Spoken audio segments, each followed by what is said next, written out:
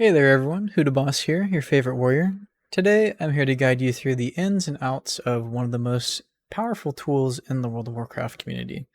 A tool widely seen as one of the most, if not the most, important improvement tool in the game, Warcraft Logs.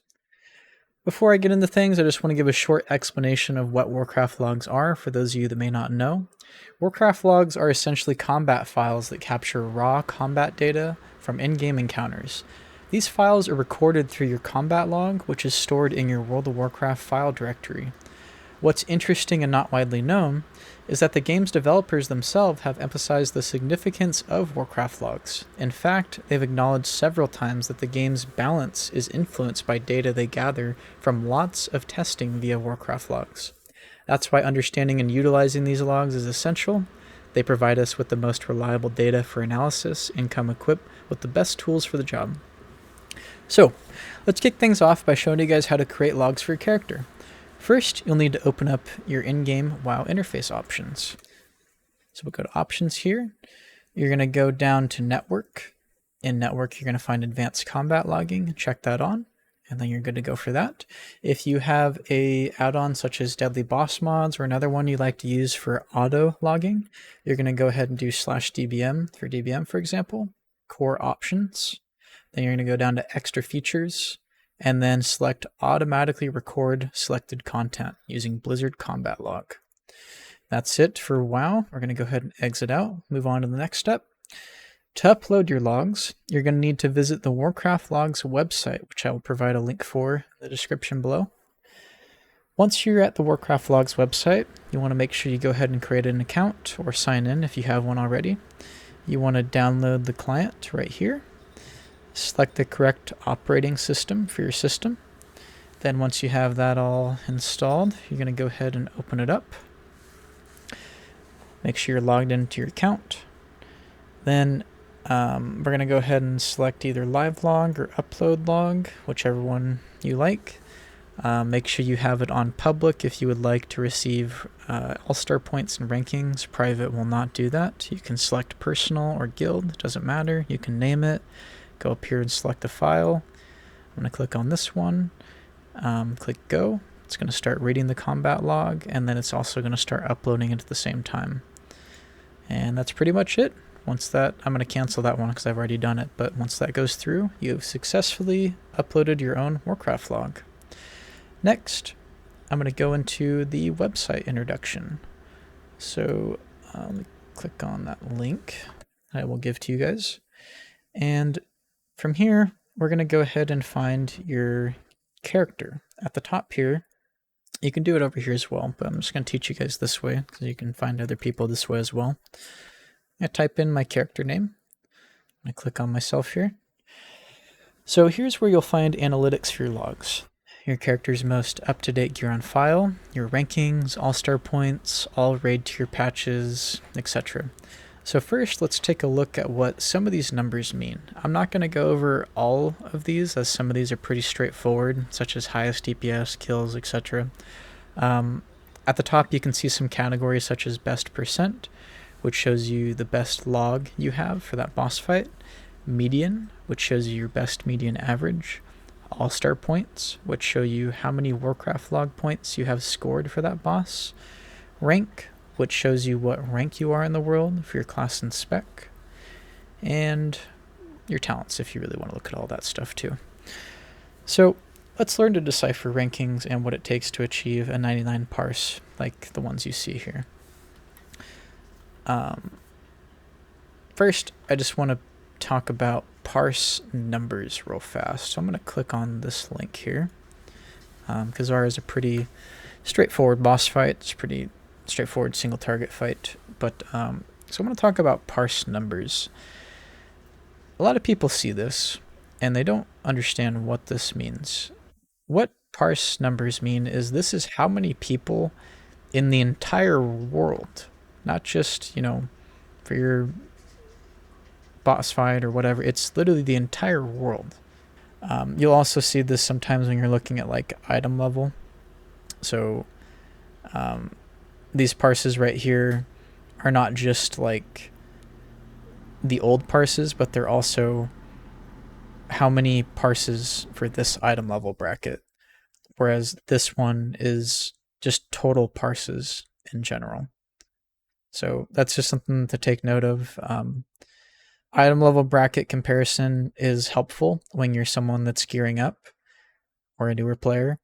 But as you start to familiarize yourself more with the game and you start to become a more experienced player, you want to compare yourself against everyone. Because sometimes, yes, gear can make a difference, but oftentimes rotation differences make more of a difference. So someone that, you got to think about it this way too. If I'm joining a mythic raiding guild and I'm trying to gear myself up to get to mythic rating level, and I'm comparing myself against people that have the same item level as me, but they're not necessarily competing at that high of a level in the game, then you are only comparing yourself against subpar players at that point, not just players with the same item level as you. Whereas over here, you would be comparing yourself against every single player in the world, which is what you should be doing. Honestly, this is what myself and anyone else that's probably going to teach you how to use this is going to recommend you to do. You always want to be comparing yourself against the best players possible, because that is why we are using this at the end of the day, is to look for min-maxing and mistakes. And we don't want to be looking at suboptimal players that are making mistakes all the time. We want to be looking at the guys that know what they're doing, that are constantly performing well, constantly, great parses. That's the kind of people you want to be listening to and looking for, is the people that know what they're doing. So now that that's out of the way, we're going to go through just a couple of the tools here really fast. Okay, so I'm going to click on my highest parse here, and we're going to be brought to the summary of damage done, and I'm going to click on the overall summary. And here you're going to be able to see the breakdown of the entire fight and just about anything at a glance you kind of want to look at for the most part. You can dive into things deeper, but this is just obviously a summary. At the top here, you're going to see the graph for the breakdown over the course of the fight. Shows damage done, damage taken, healing done, yada, yada, yada. Very useful tool. I'm going to explain why here in a minute. I want to point something out here real fast. Is a concept that I believe is often misunderstood in the WoW community. So here you can see the raid's absolute maximum DPS when our lovely mage friend here is popping Time Warp. This is called your burst window. It is called this because generally in a more advanced guild, you're going to get more familiar with a fight eventually, and you will use all of your cooldowns on the pull with heroism, your trinket procs, enchant procs, yada, yada, yada. Generally, you're going to see this as a common theme across well-performing guilds, because this is how you get your absolute highest maximum DPS over the course of the entire fight, is lining up everything with your cooldown windows at the start, with your internal cooldown procs, heroism, etc. So maximizing this is going to allow you to have a higher burst window. This burst window causes a huge spike in your DPS, and it will drop drastically as time goes on. As you can see here at the start of the fight, it drops drastically. I see a lot of people not understand why their parse is bad sometimes when they're doing well. Like they see that they're doing everything they should be, but they're just simply not getting a good parse. Or I see new players grow a false sense of confidence based off their burst window, rather than understanding what their actual sustained DPS is, which is more important in progressive situations in the long run. Now, as you can see here in this graph, as time goes on, you will regain those burst windows, which is why you see little spikes here. And you'll see them oftentimes plateau a little bit, and that's a good thing. That means you are sustaining very well. It also means you had a good burst window usually. So as you can see here, your DPS is really just a reflection of how well you are performing inside your burst windows when those cooldowns are active and how much you're making use out of them to the best of your ability. Then trying to stay afloat and sustain your damage as high as possible until your next CD window comes off cooldown again. This is how you will perfect increasing your overall sustained damage. If you're bursting for 500k, for example, looks great, but if you mess up your cooldown windows throughout the fight, you're going to have a huge downward spike in your damage, which is going to tank your sustained damage over the course of the fight. This methodology can be applied to Mythic Plus when trying to min-max where to use cooldowns and what pulls, bosses, where to make the best use out of them. It can be used in various aspects of the game. So now that you hopefully understand that, here's how to improve upon all of that. To single yourself out or an individual from this group, from any log you might be looking at, you simply just click on someone's name. So I'm going to go ahead and click on myself here. And here at a glance, I can see a lot of important details. You can see my casts, my average casts, how many times it hit, how hard it's hitting for, how often I'm critting, my uptime with spells, and then finally the amount of damage each ability is contributing to my overall DPS. Once again, I'm not going to go over every single one of these tools as most of them are pretty self-explanatory than the others. I want to try to make this video short and a little more to the point. While you're learning how to use these tools, as I'm teaching you guys anyways, you're going to find yourself becoming more comfortable with Warcraft logs in general, and hopefully you will know how to navigate basically anything that you need to by the end of this video. I'm teaching you guys all the hard stuff pretty much. So next, let's look at reviewing your rotation and your cast abilities. So at the top here, you can see all these tools I was talking about, and then you also have tools up here to the right. We're going to just worry about these ones for right now, and we're going to click on casts. So you really want to learn how to evaluate your ability usage. And here you can see all my abilities in order of which ones are contributing the most. So here are these little pluses to the right. I'm going to click on some of these to show you guys kind of what they do here. So I'm going to click on Avatar, Demo Shout, and then I'm going to do Shield Charge because that is a very hard hitting ability for me. So here you want to examine different abilities being used and how well you're using them within your cooldown window. So for example here, and I looked at this earlier, I'm not sure why it's not pulling up, but I had there is a shield block charge here that you just can't see. It got used at the wrong time, but I'm going to explain why in a moment here, so hopefully you guys can avoid these mistakes as well. So here you can see I have my avatar up, and I have my demo shout up slightly after. For those of you that don't play Prot Warrior, it's actually a good thing to do this because your avatar lasts longer than your entire cooldown window. So it's good to kind of have it up a little early so you're making more use out of it so that you can also ramp up your damage and also keep your sustained mitigation stable so that while you're going into that burst window, it's clean. So here you can see I have my avatar ready, then I'm using my demo shout, and then I'm following it up with my shield charge. And if I clicked on all these other things, you could see I'm following up with other things too, but I'm not going to make it confusing for you guys. So the purpose of why I'm showing you guys this is because it's important to see where, I'm going to show you some other tools to monitor this too, but it's important to see where you're using your abilities, especially some of your more important abilities like this, inside of your cooldown windows.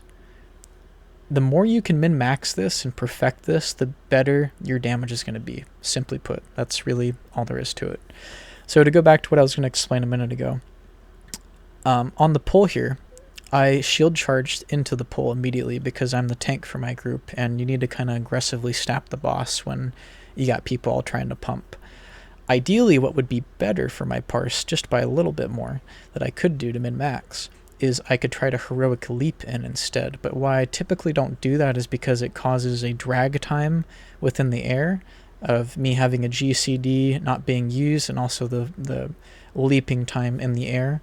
So typically that's why I charge in, but ideally it would be probably better to try to heroic leap in and then get my demo shout into a shield charge. So this is something that you can use for any class, just to kind of show you guys how to min-max your burst windows more. Another thing I want to talk about is like uptime. So here you can see I have pretty damn good uptime on my shield slam, which is what you want. Cast per minute is right over here. This is basically how fast you're able to humanly press that ability. So the higher this number is, the better. That number can go as high as you can humanly do it. You want that number to be as high as possible. So I'm going to teach you guys how to compare yourself against other people here in a moment, which you'll be able to open up another window of somebody else that might be performing better than you and compare this same exact graph here that I have. But before I do that, I want to show you guys some other tools and show you how to compare in a different tool rather than this one, because this one's kind of a little easier to compare against, in my opinion. So next, we're going to go over the replay feature. So at the top here, you're going to see those other tools I was showing you, and you want to click on the film icon, the replay feature. This is my personal favorite feature to use as a raid leader in my own guild, and has personally helped my growth tremendously as a player. It helped me get over it helps me in so many different ways, but it really helps me get a good over the shoulder and God mode view of the battlefield. It allows me to see fine details of exactly what is happening at a given time, what everyone's doing.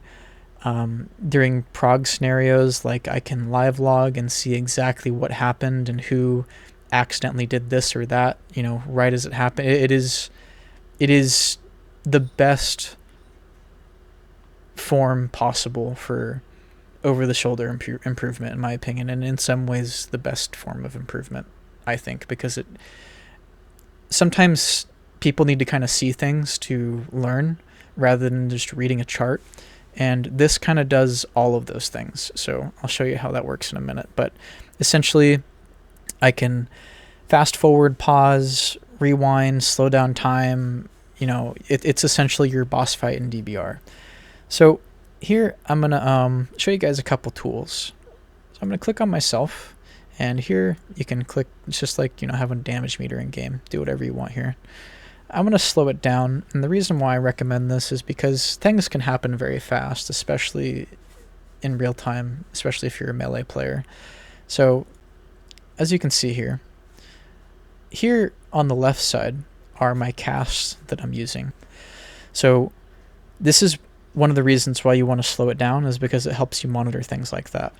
Another reason why is because people just move you'll see here that people move very fast on this, and it can be very nice to slow things down to see exactly where people are going.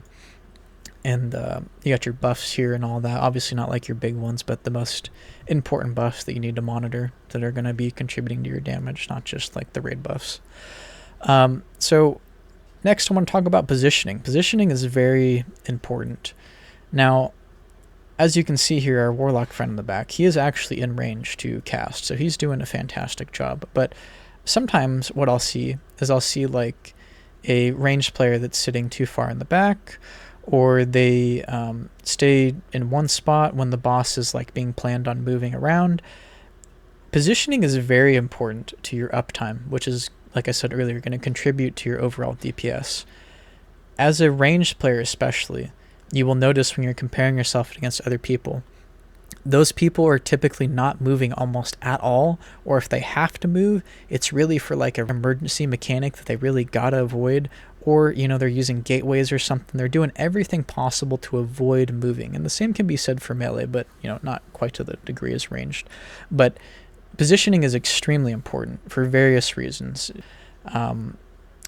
Here you'll be able to see, I'll fast forward, you can see like who has mechanics on them, so you'll be able to get an idea for like where you should be for positioning for when mechanics come out, for example, things like that. Obviously you can do the obvious of seeing who's doing bad and touching you with things. Obviously our raid group's pretty smart and they're not doing that, but it can be used for various different things, and you can see like where somebody is facing when you select on them. So like when I click on these people, you can see the direction that they're facing to see like which direction they're going. And that also shows like where all their abilities are going to be faced as well. Next, I want to talk about why it can be important to monitor this with like your cooldown alignment. So learning to line up your cooldowns with boss HP percentages is very optimal, especially depending on the class and spec that you play. For example, let's say that I see the boss is phasing, and I know that ads will be coming out soon. Then I see on my replay I wasted a cooldown that could have been better used, such as when the ads were up, for example. Or holding off on a cooldown using something that comes up, right as a boss mechanic happens, making you waste it. You don't want to be using your cooldowns when a mechanic is happening. That's another reason why I try to teach some of my raiders to get used to reading DBM timers, is because learning the fight in general and kind of being able to read and predict what's going to happen will allow you to better predict what you should do with your own cooldown usage and stuff. But yeah, that's so yeah, this is pretty much it for the replay feature. Like I said, you look at everything you need to, all the abilities they're using, and so how to compare yourself. And like I said earlier, you can do this with every single tool, not just this one. But I'm going to go ahead and cheat here, and I'm going to go to a favorite I have. And so this is just the Warcraft Logs website, and at the top left of their website you'll see dungeons, raids. You want to go to rankings, make sure you have the correct fight difficulty selected for what you're trying to compare against. Find your class.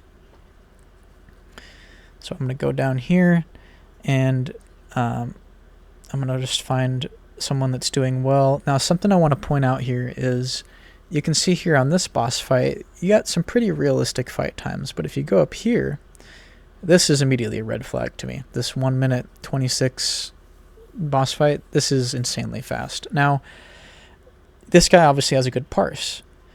Why does he have a good parse, though? He has a good parse because his burst window was not only good, but he was able to maintain it because of the duration of the fight, which is what I was trying to explain earlier. So here, when I click on this guy, you'll be able to see on his summary, his raid group. If I go back here, summary. So as you'll be able to see here, the burst windows are very different in two different raid groups. But they're pretty close to each other. But the reason I'm showing you guys this is because something that oftentimes gets misunderstood is people think that just because they'll go and they'll try to find someone to compare against, and they think just because this guy's on the top that he is the guy to watch. That's not necessarily always true. Sometimes it just means that their whole raid group was performing extremely well, which allowed them to maintain that extremely high burst window that they had off the pole. Because if this fight would have went on a little longer, his numbers would start looking like all of these guys right here. So just because these guys don't have as much damage as these two does not necessarily mean that they're doing anything drastically wrong. So just pay attention to fight duration. It's something to note. You want to look for realistic fight lengths, and as you grow familiar with boss fights and mythic pluses, you will start to understand and learn what a realistic duration is to look for. So I'm going to click on that guy again here. Actually, I'll click on a different guy. I'm just going to click on a different boss fight in general. It's fine. I'm going to click on this guy. He's doing pretty well. I'm going to teach you guys a different trick too. You can use this translate feature to translate any parse in a different language. So it doesn't matter if a parse is in a different language. And it's, it won't necessarily always translate their name, but it'll translate everything else for you. So here you can open up a replay, and this is my favorite thing to do when I'm trying to self-improve. I do like to deep dive and look at other things, but sometimes this is like one of the final steps I'll take, because it kind of, like I said, it combines everything. So what I like to do is I like to slow down the fight, and I'll open up 2 different windows doing the same thing. And I'll try to start them at, oops, hold on, let me slow this one down. I'll try to start them at almost the same time. And obviously you can't get it perfect sometimes, but what you're looking for, oops, I didn't have them selected. You want to look at what they're doing the moment the pulse starts, because that is their burst window. And you want to try to watch them throughout the fight as well when their burst windows come back up. And you want to monitor what they're doing and what they're prioritizing inside those burst windows. That is how you're going to ultimately min-max your damage. And that's what you should be using Warcraft logs for, is ultimately min-maxing. So you can do that not just with this tool, but any of those other tools that I mentioned previously. Lastly, I just want to talk about some special conditions before we wrap up the video. So as far as Augmentation Evokers go, it is literally a support role. Everything that you guys are doing is going to impact your damage. So everything I just talked about, your positioning, monitoring cooldown windows, all that kind of stuff is going to contribute to your damage. But lastly, consider some spells that don't accurately accumulate extra damage correctly, such as Ignite from a mage, Touch of the Magi, Execution Sentence from paladins. Keep in mind that explosion damage is not always going to be attributed to the Augmentation Evoker accurately. Buffing certain classes may affect how your contribution appears. They will be showing as doing higher than their actual contribution, and your contribution will be showing as lower than your actual contribution on Warcraft logs. So, aka, basically, be careful who you're buffing. Hopefully this is something that gets fixed in the future, but you want to be careful who you're buffing because of the explosion damage not accurately being calculated for you.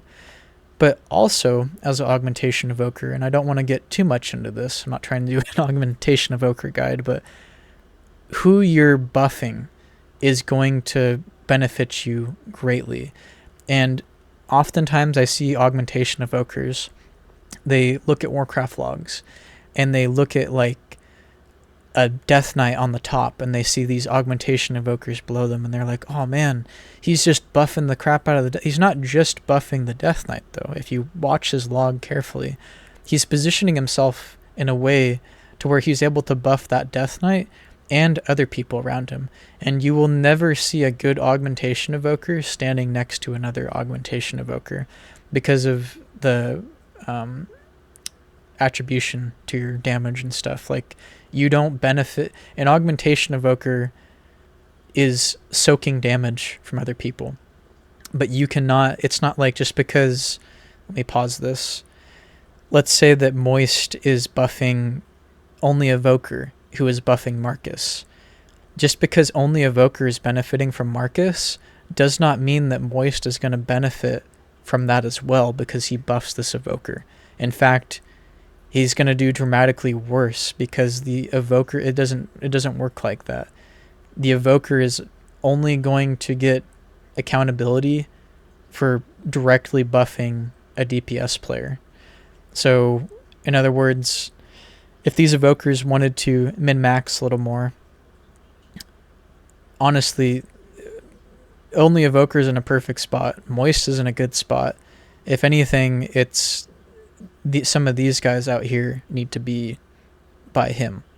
But ideally, that's what you want to do, is surround yourself with the people that you're trying to buff, and that is ultimately going to help your damage throughout the entire fight, is by staying with them and kind of babysitting them in a way. You kind of gotta, if you know who you're going to keep an eye on, really keep an eye on them. Watch, have add-ons to track their cooldowns when they're up and stuff. Because just because you buff like that one Death Knight, for example, he doesn't always have his cooldowns up. And there's other classes that are getting their cooldowns up throughout the fight.